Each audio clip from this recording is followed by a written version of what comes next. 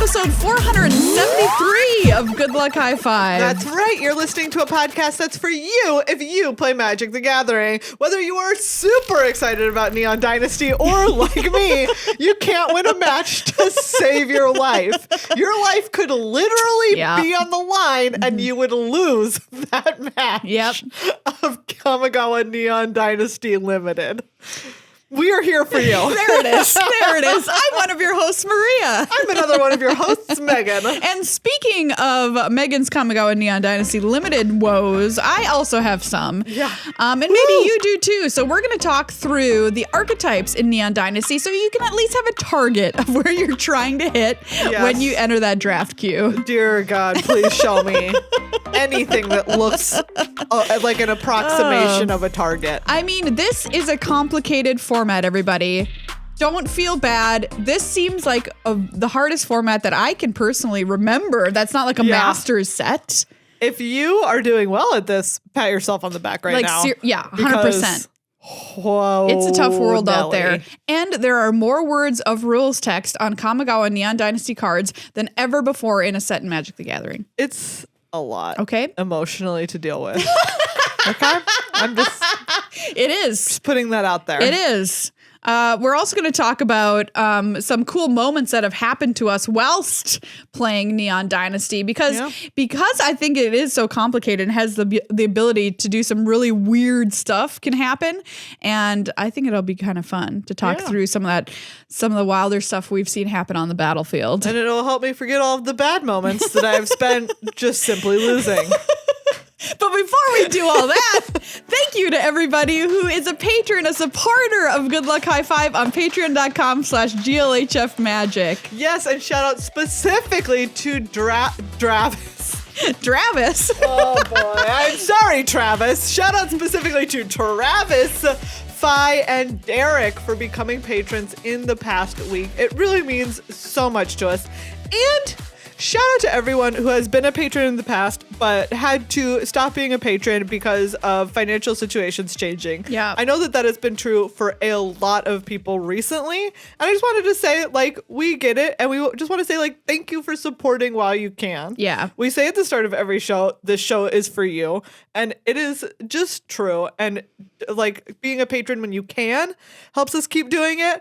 And if you need to stop being a patron because you can't, that's okay. We get it. It happens. Take care of you, buddy. Yeah, and that's why we say that Good Luck High Five is always free, because it is. You can get it for free, audio version, video version, whatever you want, whenever you want. And people who support us are helping the people who maybe can't right now at this time be patrons. Yeah. And that's another really cool benefit of being a patron. You're not only helping the show exist, you're helping other people enjoy the show. So thank you so much to current patrons, past patrons, patrons. And the evil twins of patrons like Dravis. Whoa. Travis is evil. Watch twin. out. Travis has a very curly mustache and is watching you. Sorry, just made that really weird. But you know what won't be really weird? Our movie night. Oh yeah, actually it probably will be. We have an extra special patron movie night happening tomorrow, February 15th, 8 p.m. Central Time. That's 6 p.m. if you're over on the West Coast, 9 p.m. if you're on the East Coast. Figure it out yourself, the rest of you. I guess 7 p.m. Mountain Time. Very good. Now I've covered the United States, the continental United States, Hawaii. Noon? I don't know. 2? I think it's 2, 3, 4. As we've discussed on this show in the past, I'm guessing about what time zone Hawaii is in. Not great at time zones. Not great. But come hang out with us. It'll be a really good time. We're going to watch Set It Up, which is a delightful Netflix rom-com. Yes. And just have a really great time hanging out. Yeah, we would love for you to join us. Become a patron. If you're a patron tomorrow, you'll get into it. It's happening in our Discord server. On the Discord. Yeah. There's there's a voice channel for it where we'll be, and then there's already a text chat channel for it. Great. So hit it up. Very excited for that. Big thank you as well to our supporter, cardkingdom.com. You can check them out on the interwebs at cardkingdom.com/GLHF. Use our affiliate link to buy whatever you want from Neon Dynasty because the set releases this Friday. Woo! Yes. And pre-orders are up on Card Kingdom right now. Yes. So whatever you want from Neon Dynasty, check it out. And if you pre-order, you will get it so fast. Yes. Super fast shipping. Great customer service. So fast. If anything's wrong, they'll help you, even though nothing will be wrong. But if there was, they would help you. They're sending us the 2 new Commander decks so that we can make a video for you. Yay. Because those are just the kind of good buddies that they are. Hey, remember when we recorded the last Commander video from No, I cut it out of my memory. I fully just cut it out from my memory because that's what I needed to do. Everybody, if you haven't seen that video, check out our YouTube, youtube.com/goodluckhighfive. That Commander video is absurd. It is absurd what happened in that video. Watch us definitely not keep track of how many tokens are on the board because we simply mathematically cannot. And also, who won? Who did win? Do you know what, Maria? I can tell you this. I don't remember. I don't know if it's knowable, honestly. I don't know that either of us did. But looking forward to recording those new Commander videos, all thanks to Card Kingdom. All right, it's time for the Scryfall Randomizer, where we head to scryfall.com, hit the random card button, and try and guess what the card does. I've got some art here that I'm going to show Megan. That's the only clue she gets as to what this card might be, and we've got a good one today, folks. Oh my goodness. Megan, what is this art here that you see? We have a bunch of ferocious and very furry monkeys. Probably like gorillas. I would call them gorillas, yes. Except that a lot of them are they're both black and white. Yeah. They have like some black fur and then lots of luxurious also white fur on them. Glorious. One of them has a crown. And also like some other decorative, like a decorative armband. They're all kind of carrying stuff that look like maybe weapons. They look angry and purposeful. That is a great description of this card. I'm going to tell you the card name. Do you want to guess it first? Rise of the Planet of the Apes. Great guess. The card's name is Gorilla Pack. Okay. Do you know what? I should have guessed that, honestly. You're pretty close. It would have been too on the nose. Yeah. Okay, this card is green. Yeah. This is the greenest card I've ever seen. I'm going to go with like the art is definitely older art, older Magic art. So I'm going to say that Gorilla Pack is 4 and a green for a 4/5. End of story. Just a nice vanilla 4/5. Yep. Well, here's what Gorilla Pack does. You're right, it is older. This card is from Ice Age, which I think explains the gorilla's white fur. Yeah. Ice turned it that way. It's cold. Gorilla Pack can attack unless defending player controls a forest. Oh, okay. So yeah, it's a creature. It just says summon Gorilla Pack. That's the old text on it. When you control no forests, sacrifice Gorilla Pack. I mean, hopefully that won't happen, but it is a 3/3 for 3 mana. Oh, okay. So I was like on track with it just being like... It's just a creature. Straight up stats. But with some weird text. It can't attack unless they are playing forests. So that seems like a bad deal. This card seems terrible. This card is very old school. That is a real stinker right there. Good old 3/3 for 3 with some downside. Now we get 3/3 for 3s and with upside. Do we get a 3/3 for 3 with upside? I suppose at rare. At rare, we certainly do. Yeah, for sure we do. At uncommon, I mean, you can sometimes get a 3/3 for like green. You're right. How the turntables have turned. Okay, let's do this. Here's your random card. Oh, we know this friend. Oh, okay. Well, my memory is as good as nothing. All right, show us what you're seeing. Yes. Okay, so this I was like, I'm never gonna know. This is a zombie, a beautiful, glorious zombie, walking through the desert with some pyramids in the background, and it has a fabulous staff. And the reason I'm think this zombie looks fabulous is because they're wearing flowing clothes that have ripped apart in the wind. Yeah. They just look great. They do look great. This is an Amonkhet, right?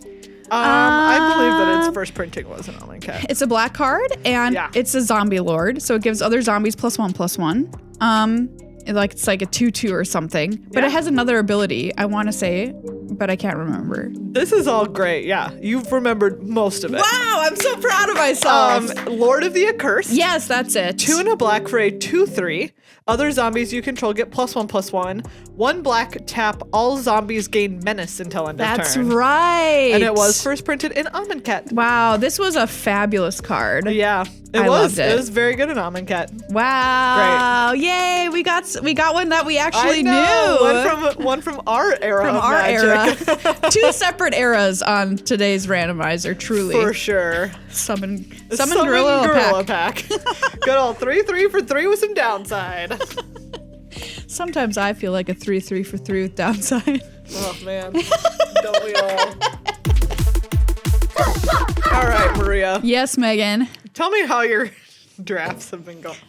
Well, Neon Dynasty's been out since last Thursday. Yeah. So I've been drafting up a storm. Yeah. I just love to hop in those queues and just like see what happens. And what's been happening is a whole lot of nothing. Yeah. It's been bad. Yes. Very bad. It's been bad. My draft win rate is in the proverbial toilet. Yeah. It's not even a Yeah. proverbial. It's not even proverbial anymore, everybody. This toilet is not it's a metaphor. R.I.P. my computer. It's been bad. And here's like the weirdest part is like I'm trying everything. Yes. I have drafted so many archetypes. I have drafted so many different color pairs. I have splashed. I have not splashed. Mm-hmm. I have vehicled. I have not vehicled. I have gone hard on a strategy. I have just tried to pick the best card from every single pack that I'm handed. And wow, none of it works. It's like this happens to me sometimes at the start of a set. And I think this is the hardest it has ever happened to me because here's also what's going on. Not only am I like losing these draft queues that I enter and doing poorly, but also I am not getting decks that I think look good. You know what I'm saying? I think it doesn't matter if my decks look good or bad. And they're all bad. I'm like, is this a weird symptom of this being a complicated set and people don't know how to draft it correctly? So people are kind of like floundering around in the queue and making mistakes and messing up, and everybody ends up with a deck that's kind of like less good than it should be. But some people are definitely drafting better decks than I am. I don't know, man. All right. What'd you pull up here? I have one of my few successful decks. Okay, let's analyze this. Let's take a look at it. Okay, so we're looking at a green, black, splash blue deck here. Yeah. So green, black in the set, we'll go through all the archetypes here in a minute, is recursion. Yeah. So you're getting stuff into the graveyard, getting it back out, Value Town USA, basically, which is green, black's deal. And you're splashing blue for the reality chip. Oh, yeah. That's the octopus equipment? Yes. Jellyfish. Great. Jellyfish equipment, sorry. So good. That lets you cast cards from the top of your deck if you've got it equipped. Oh, you can play lands too from the top of your deck. Oh, yeah. You just play cards. Yeah. And then you've also got the card stealer. What's this card called? Katosi the silent spider. All spiders are silent, Katosi. Just saying. That's how they get you. Yeah, it's true, actually. Yeah, somebody played that card against me the other day. Name a loud spider. Name challenge. I just want someone out there to name a loud spider. If you can, tweet it at us with the hashtag loud spider. I don't know. Was a spider from Lord of the Rings loud? It like made some screamy noises. Shelob? Yeah. I don't know. Maybe. When she stab and wrap Frodo up like a little burrito boy. Wow, spoiler alert for Lord of the Rings over here. What was the spider's name in Charlotte's Web? Charlotte. It's Charlotte. Oh my God. I was sitting here like, oh, that's like a loud spider because she makes a statement. She says some pig on her web, but what was her name? Because I was sure Charlotte was the name of the pig. No, because it wouldn't be like, it's the spider's web. Okay, well, then I challenge you this. What is the pig's name in Wilbur, Charlotte's? Maria. His name is Wilbur. You're right, it is. That you could argue that's a loud spider. Anyway. Yeah, although she's still silent. Yes. So, anyways. This silent spider steals cards from you. Yes. It takes a card out of the graveyard. Yeah. And exiles it. You can also exile if any copies in their hand or library. And then you can cast one of them. Somebody stole 3 cards from me the other day. Hot. I was playing 3 copies of a card. I guess that was me being a dum-dum. Anyway, this card, all right, you've got 2 copies of a 1/1 Death Toucher in green. Mm-hmm. Fang of Shigeki. You have Gloom Shrieker, which Love is this beautiful boy. The green-black signpost uncommon, 2/1 with Menace. It's an enchantment creature, cat rogue. Yeah.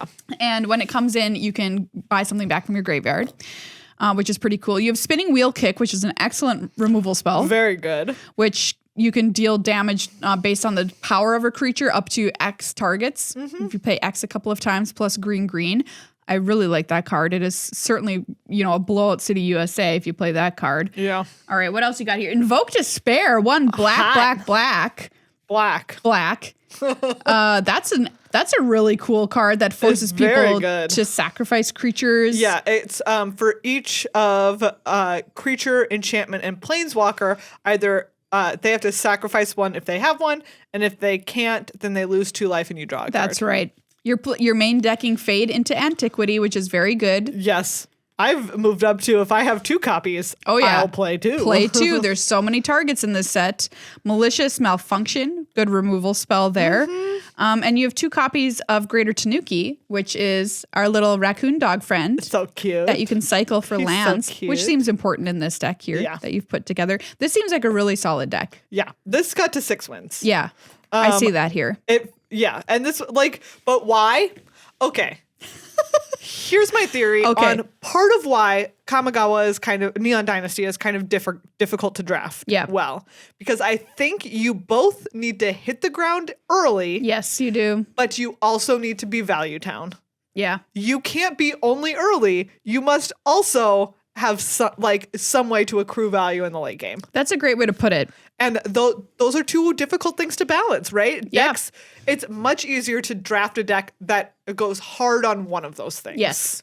But if you go hard on only one of those things in Neon Dynasty, you will get outdone by a deck that is doing both. That's a great point. And I think that a lot of people will be like, hey, I've heard aggressive decks are really strong in this format. And we're not saying that they're not. But what's cool about the aggressive decks in this format, if you can draft them right, is they have late game stuff. Exactly. And they have the early, right? Okiba Reckoner Raid. Yeah. So good in those decks. Yes. Because it gives you something to do early, but also you can buy, there's so many ways to put it back in your hand later and get those last few points. Yes, exactly. Stuff like that has multiple modes on it. It does multiple things. It's an early play. It's an aggro play, but it's not just a linear, here's a 2-1 for 1 or something. Yeah. And I will say that if I don't play something on turn 2 in this format, I feel like a real chump. Yes. I can't think of the last time in this format that me or my opponent didn't do something on turn 2. Yeah, then I'm like, very strange. I think I've lost this game. That's how I feel. So many turn 1 plays. Yes.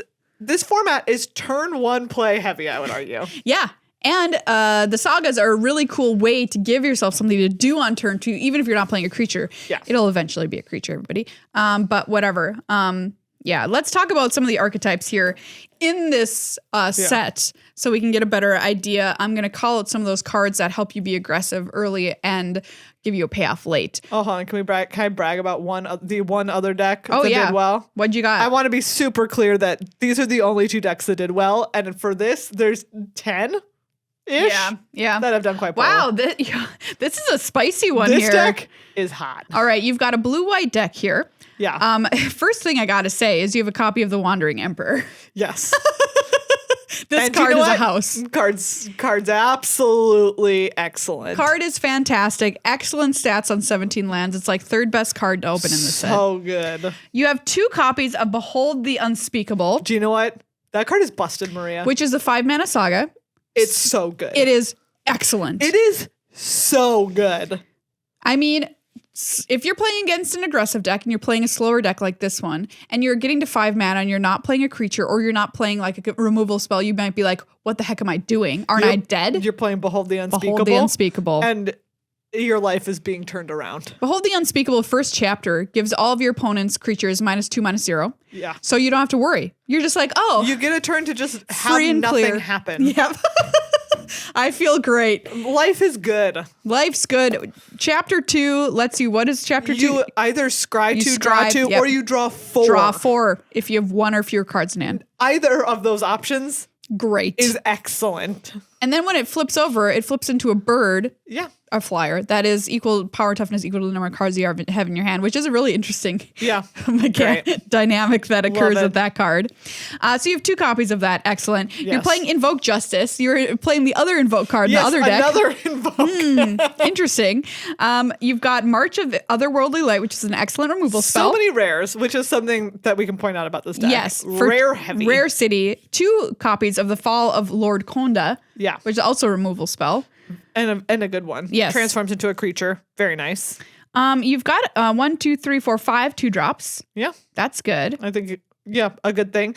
A card that you wouldn't usually think is as good as it looks. Spirited Companion.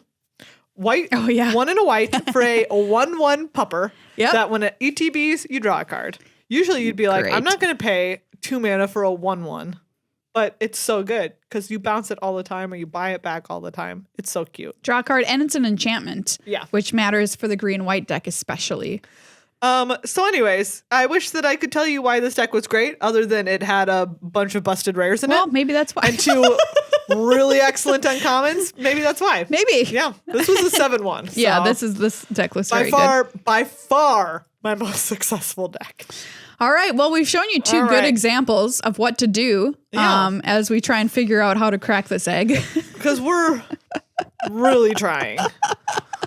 Let's kick it off with Azorius. That's blue-white. And we're talking about Azorius vehicles.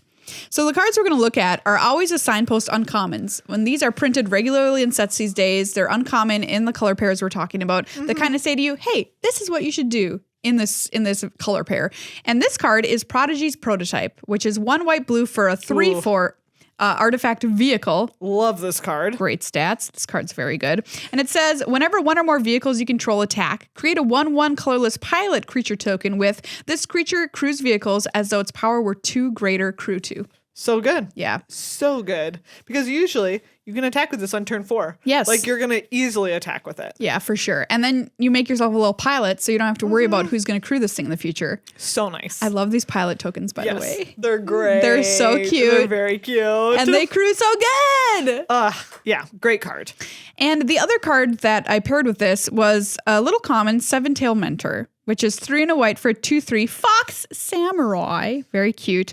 When he enters the battlefield or dies, put a +1/+1 counter on target creature or vehicle you control. Yeah. Great. Yep. Wants to give counters. Yep. Gives counters, creatures, vehicles, whatever you got going on. Azorius vehicles. So good. Those are the kinds. So cute. So cute. Kinds of cards you're interested in that archetype. I have not drafted it yet. Full disclosure. I have drafted several blue-white.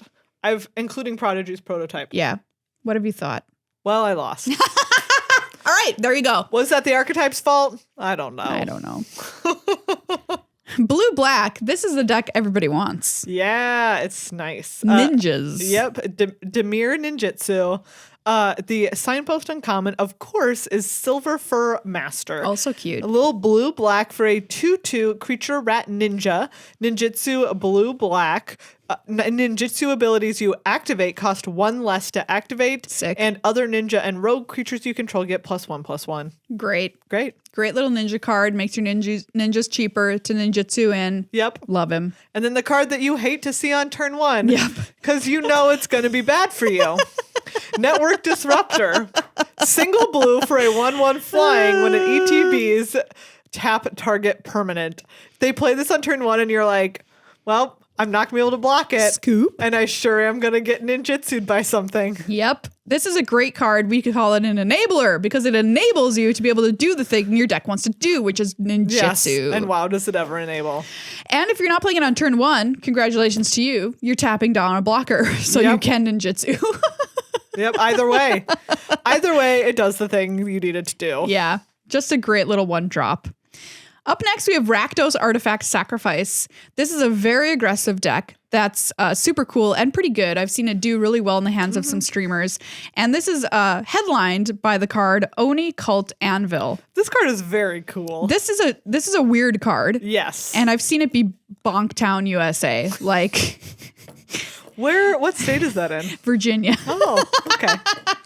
Bonktown is for lovers. That's what they say. Black-red for an artifact. Whenever one or more artifacts you control leave the battlefield during your turn, create a 1/1 colorless construct artifact creature token. This ability triggers only once each turn. Tap, sacrifice an artifact. Oni Cult Anvil deals deals 1 damage to each opponent. You gain 1 life. So this is weird, like stuff leaving the battlefield triggering abilities? Just leaves, so you can ninjutsu your little artifact creature out of there, and it counts it. Oof. And as soon as you've got 1 construct, you're rolling. Yes, then you're ready to go. You're in it. You just keep this You are pinging and draining every single frickin' turn. This card has gone out of control against me a couple of times, and I'm just like, how am I supposed to win this game? Excuse me? I don't know. It's pretty tough once it's out there. Myself called and is wondering, hello? That's how I feel about this. Myself called and is wondering hello. Hello? I'm dying to this 2-mana card. The comment that you've put here is one that I've come to really like. Oh yeah, which is me very too. surprising. But single red experimental synthesizer artifact. When it enters or leaves the battlefield, exile the top card of your library. Until end of turn, you may play that card. 2 in a red, sacrifice it, create a 2/2 white samurai creature token with vigilance. Activate only as a sorcery. This is fabulous because this is one of the cards that plays into what we were talking about earlier that gives you late game reach. It makes you a little 2/2 if you don't have another way to sacrifice it. Great. And you get another card off of it. Yeah, it's so good. And of course, it has synergy here with Oni Count Anvil with stuff leaving the battlefield, which is what you want to do in this archetype. Gives you some cards later on, becomes a 2/2, so you have an extra creature that's attacking, helps you draw cards in the weird way that red is able to draw cards in Magic the Gathering. They shouldn't be able to at all. Meghan has banned this card. I banned it. From I her banned set. all red cards that draw cards. But that's a surprising one for me. I tried it out in a deck and I was like, oh, just kidding. I think this is really good. Yeah, it's pretty cool. I think people agree. Next up is Gruul Modified. Another deck I have not had the chance to try. I have drafted it. Okay. I lost a lot. But is that the deck's fault? Probably not. Who knows? Signpost uncommon here. Invigorating Hot Spring. One I love red this green. card. This card wrecked me. Maria, I don't know how this isn't the cutest card. It's a little monkey in a hot spring. Oh my gosh, I didn't know there was a monkey in it. Look at the monkey in the hot spring. He's so cute. So cute. This is me. This is me living my best life right here. This is it. Okay, this is an enchantment. It enters the battlefield with 4+1/+1 counters on it. Modified creatures you control have haste. Okay, green, red. That spells doom for you. Remove a +1/+1 counter from the hot spring. Put +1/+1 counter on target creature you control. Activate as a sorcery and only once each turn. So you can make a creature modified immediately. Yes, boom, modified, boom, haste. It's great. I ended up in green red because I drafted this card. Yep. This card was great. It's very strong. Certainly still lost a lot. But I don't think that's the hot spring's fault. We've got 2 hot spring cards in this set. I want to be in a hot spring right now. Oh, me too. Do we have some Icelandic listeners who listen to this podcast in a hot spring? Or even some Coloradans. Yes. Who perhaps are in a hot spring right now. If you're in a hot spring and listening to Good Luck High Five, please take a picture and tweet it at us at GLHF Magic. Yeah. Don't be nude in the picture. Thank you for the clarification, Maria. Yeah, just letting you know. Yeah, just don't letting be you know. nude. I was in a hot spring once, and you had to be nude. That was the law. Oh. Or the rule, rather. The law. I don't know if it's the law, but it was the rule in Japan. It was really awesome. All right. Our common for this, Aki Emberkeeper, 1 in a red for a 2/1 enchantment creature goblin warrior. Whenever a non-token modified creature you control dies, create a 1/1 colorless spirit creature token. Or as Judge Rob would call it, a ground ghost. Ground ghost. Make a ground ghost. So many ground ghosts. I've played against this card that was also out of control. Yeah. People just started making a bunch of ground ghosts. I'm just like, well, if I kill something, you're just going to get a dumb ground ghost. And then I was running out of cards and blah, blah, blah, blah. Yeah. R.I.P. All right. Next up, Celestia Enchantments. Yay. This is one I haven't drafted. I really have tried to draft this deck. Well. Did anybody ever allow me to draft it at my table? No. No. It includes a card that has on multiple occasions. It includes a card that has on multiple occasions just absolutely wrecked me. Yeah. Generous Visitor. Oof. 1 green for a 1/1. When you cast an enchantment spell, put a +1/+1 counter on target creature. Boo. And it's a 1 mana card like you talked about. You know the shrine, the green shrine, puts counters on itself if you pay 1. This is just better than the green shrine. There, do you know? And I had an opponent play this on 1 and then that on 2. Yeah, well, there you go. Lost that game. That seems terrible. Just like I lost so many others. The uncommon for green-white enchantments, Jukai Naturalist, green and a white for human monk at 2/2 lifelink. Enchantment spells you cast cost 1 less to cast. Yeah. Solid. Great. I want to draft this deck. Please, somebody let me. Please, an assortment of 7 other people allow me to draft this deck. Please allow her to draft this deck. I'm trying so hard. I love enchantments so much. Why won't you give it to me? It's fine. Ooh, next up is Orzhov Artifacts and Enchantments. Yes. So these have a lot of cards that want you to have both. So of course, one of them is the Signpost Uncommon Naomi Pillar of Order. So good. 3 white/black for a 4/4 legendary creature Human Advisor. When Naomi Pillar of Order enters the battlefield or attacks, if you control an artifact and an enchantment, create a 2/2 white samurai creature token with vigilance. So good. Are you kidding me? Another card that comes to mind, Kami of Terrible Secrets. Yeah. Wants you to have both. Draw a card, gain a life. Absolutely. Okiba Reckoner Raid is here. Yeah. It's just great. This card's so good. It's a little saga for one. That's 1 single black mana. Another turn 1 play that is relevant. And chapters 1 and 2 drain for 1. And then chapter 3 turns over and gives your vehicles menace. Maria, how many times have you died to chapter 1 or 2? I mean, I haven't yet, but I mean. Oh, I have many times. Oh, you've been like at 1 and then you're like, now I'm dead. Yep. And I'm like, okay. This card's very good. Nice. This card is very good, people. Really good. Okay. It doesn't just go in this deck. Okay. It goes in whatever. If you're playing black, play this card. Yeah. Play the Rat Jacket. Rat Jacket! That's what it is. It is the Rat Jacket. I hadn't heard that yet. Play the Rat Jacket. I just coined it right now. Oh, okay. You heard it here first. Play the Rat Jacket. Is it? This is the Artifacts deck. Yep.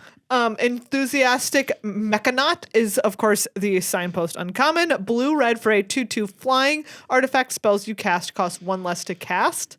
And also Dragon Spark Reactor, 1 in a red. Oof. This card is brutal. I had an opponent have 2 of these. They play them back to back. What? It was rough. Gross. It was real rough for me. Whenever this reactor or another artifact enters the battlefield under your control, put a charge counter on it. For sacrifice Dragon Spark Reactor, it deals damage equal to the number of charge counters on it to target player and that much damage to up to 1 target creature. It's both. Both. This is Zenith Flare. Do not pick. But better. Don't pick. You just get it. You have this. Get both. You're playing your artifacts. It's going to tick up. There's so many even residual artifacts, I'm going to call them in this set, that are creatures that happen just to be like artifacts. Stuff? Yeah. Whatever. And, tons. And then this thing is just going to go boop, boop, boop, boop, boop. And you're like, oh, should I go face with my Zenith Flare or should I kill their creature? Oh, you don't have to choose.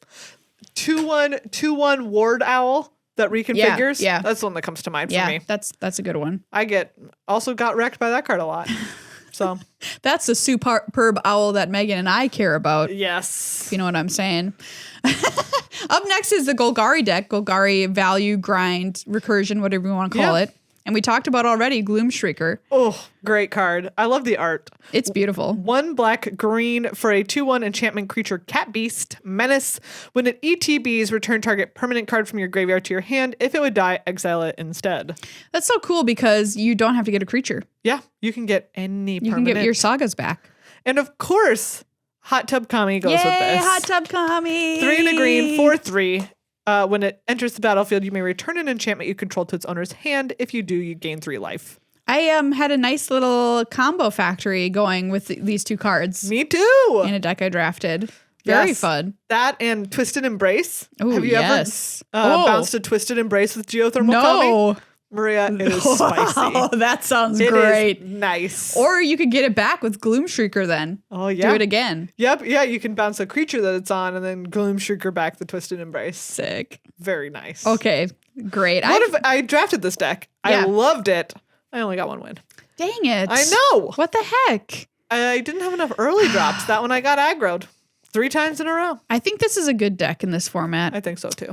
We just gotta draft it better, I guess. I don't know. Because I think this is strong. Green and black colors to me seem like they are super deep. Quite strong. Yeah. So yeah, I think this deck might be the breakout star of the format. We'll see. Boros, Warriors, and Samurai. Have not drafted or played against this yet. Oh, I've tried it. It's a tough deck because it's doing something really weird for red-white. Okay. Which is encouraging you to attack with just one of your creatures. Oh, yeah, because it has all of the samurai that have a triggered ability if only one of them attacks. Exactly. So, like, what? Red, white, I'm supposed to be at right click attack all? Hello? It's me calling and I have a question for you. Hello? So it just seems very counterintuitive. I give them props for trying to do something different, but it feels weird. Not gonna lie. The signpost uncommon for this deck is Asari Captain, 3 red, white for 4/3 human samurai haste. Whenever a samurai or warrior you control attacks alone, it gets +1/+0 until end of turn for each samurai or warrior you control, which is very strong, obviously, because hopefully your whole deck is samurai and warriors, and if you're in red white, they probably are. The issue is that it's just one creature. Okay, you're getting a huge bonus with this fellow, so thank you. But it only still has 3 toughness, so that's pretty low. It could die pretty easily and just trade in combat. Yeah. That's kind of how I feel about this deck. I just remembered. What? I did get wrecked by a red-white deck that had the rare of red-white that if it attacks alone, you get another combat. Oh, okay. That's and sick. Do you know what? That has the busted factor of it doesn't matter if you can arrest that creature or whatever. Yeah. But because it's any samurai or warrior attacks alone, it triggers. Yes. So they would just they would attack with only one, and I would block that one, but then they'd have another one. Have another one. Yeah, that's the thing. If you're using the pacifism effect in this set, this warrior stuff still happens to you. There's tons of stuff that still happens with pacifism in this. Yeah, that's a good point. The other card I put with this is Imperial Oath, because I want to call it out because I think this card's really good. But it's 6 mana, which is also bizarre for Boros. 5 and a white for sorcery. Create 3 2/2 white samurai creature tokens with vigilance, scry 3. Yeah.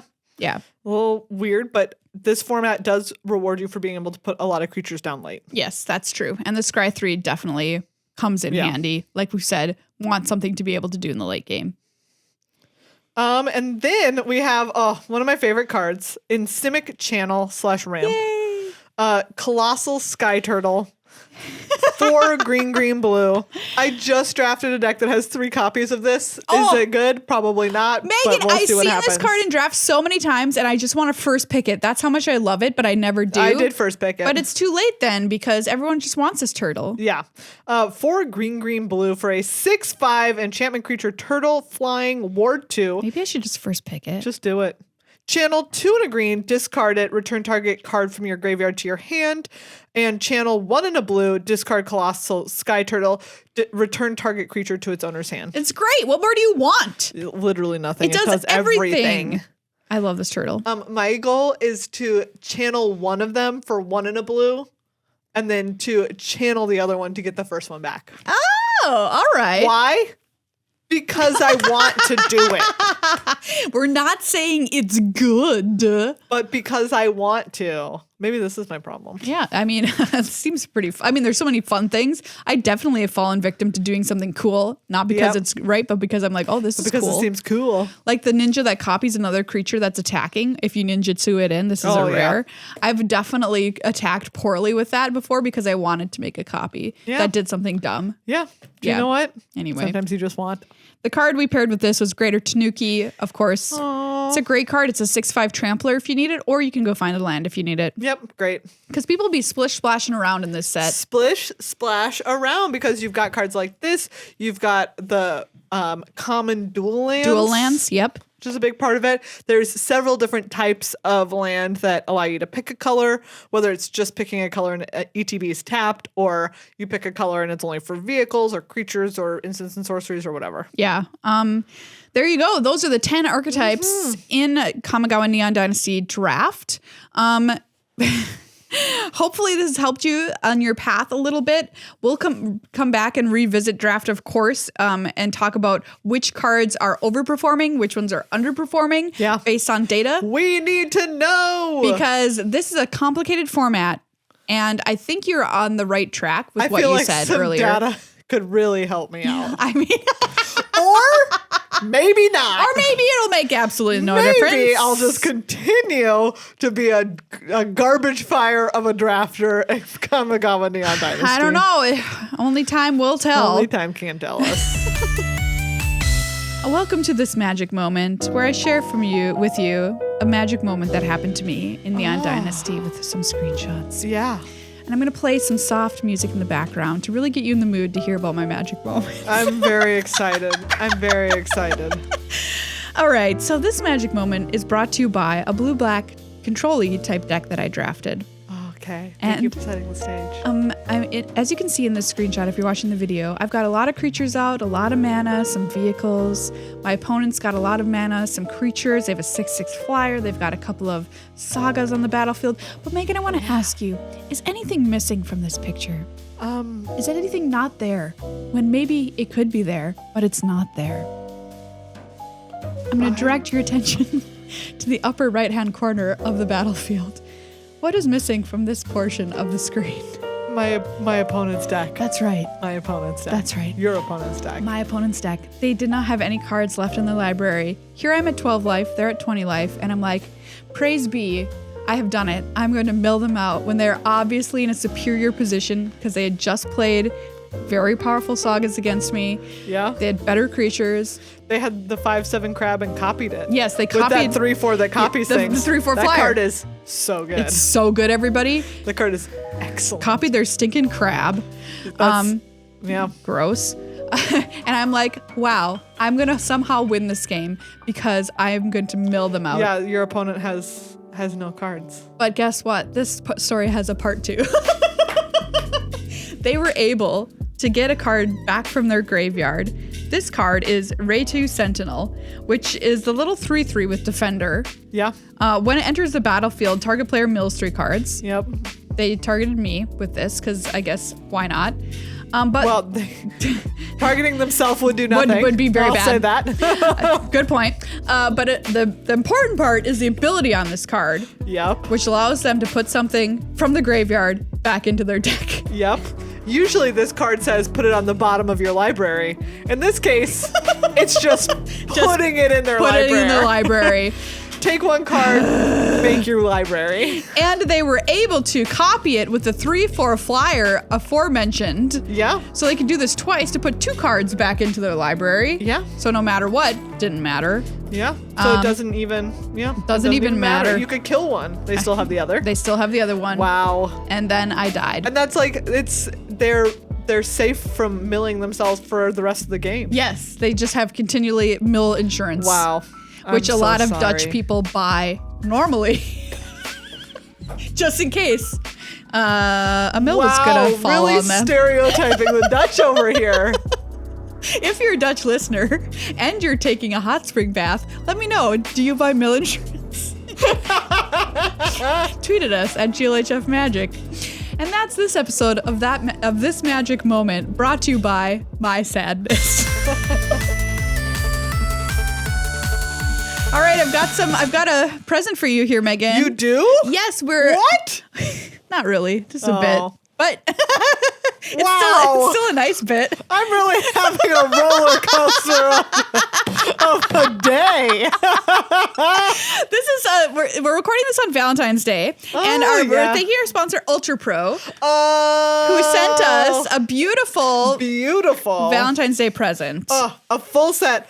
Pink is their color of the month. All shades of pink. Yes. Look at this beautiful pink playmat. I love this pink mini binder, by the way, because sometimes an entire full binder is like too much to put in your bag. Yep, amazing. We've got perfect for trades. We've got a pink deck box here. There's pink dice inside of it. That has great pink stuff in there. And then we've got some pink confetti that I'm just gonna like sprinkle here to really like send the point home. And if you want to see this setup in action, yes, you can see it in our new Ultra Pro video. Of course, day 6 of the Ultra Pro Olympics. Yeah, we'll probably release it next week because I still have to edit. All right, but maybe we'll see how long it takes me. That's great. Next week is perfect. Okay. But yeah, we've got this deck in action. It's a great episode. Check it out. It's very It'll be very dumb. Yeah, Ultra Pro gives you all of your supplies in whatever color of the rainbow you want.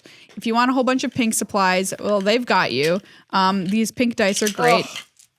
Oh, I love them. I love this setup. I'm going to bring this confetti and just use it at F&M. Just kidding. That would be terrible. Don't do that to you, LGS.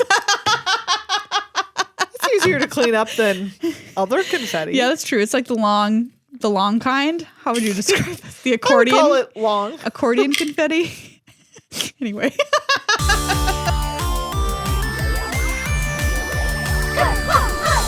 Hey everybody, that's this episode of Good Luck High Five. Thank you so much for hanging out. Yeah. We hope we see you at movie night tonight. Oh, it's going to be so fun. If you're not a patron yet, you can do it for any dollar amount. So just $1 gets you into movie night, BT dubs. Patreon.com/GLHF Magic. We also have a tournament coming up at the end of the month. We'd love for you to play in. Of which Ultra Pro, our sponsor, is giving us some gift cards for. Yep. And we'll also have some gem codes. And if you're in the top 8, you get to play in the March qualifier weekend on Arena. It's going to be a great tournament. It's happening February 27th. Only $5. Only $5 to get in. Standard, best of 3. Yeah. It's a new standard environment. There's new decks. I've seen some really cool deck lists running around, everybody. Oh, so come have a great time with us. Yeah, I think it'll be awesome. There's a link to join the tournament in the show notes. March qualifier weekend invites are no joke. Gem codes, gift cards. What more do you want? It's just 6 rounds. It's just 6 rounds. It's not going to take your whole day. So fun. I think you should sign up. I also think you should sign up. Sign up for that. See you tonight at movie night. We're going to have a fabulous time. Get your ice cream sundae supplies ready to watch. Ooh. Ooh. Does that sound good? Yeah. I just thought of that. I think I have ice cream and chocolate sauce already. Well, there you go. Rom-com plus ice cream sundae. Hanging out with Good Luck High Five people seems awesome to me. Yeah. All right. We'll see you next week, everybody. Unless you perish in the Kamigawa draft queues. As we might. We might. As we might.